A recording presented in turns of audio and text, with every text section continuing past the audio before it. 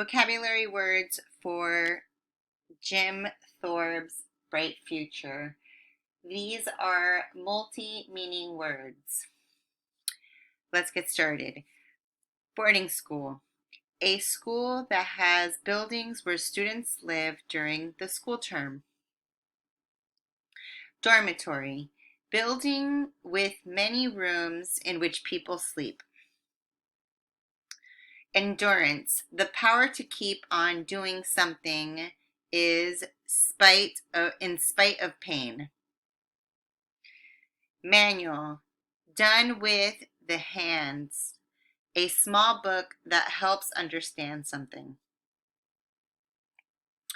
Reservation. Land set aside by the government for a special purpose. Society.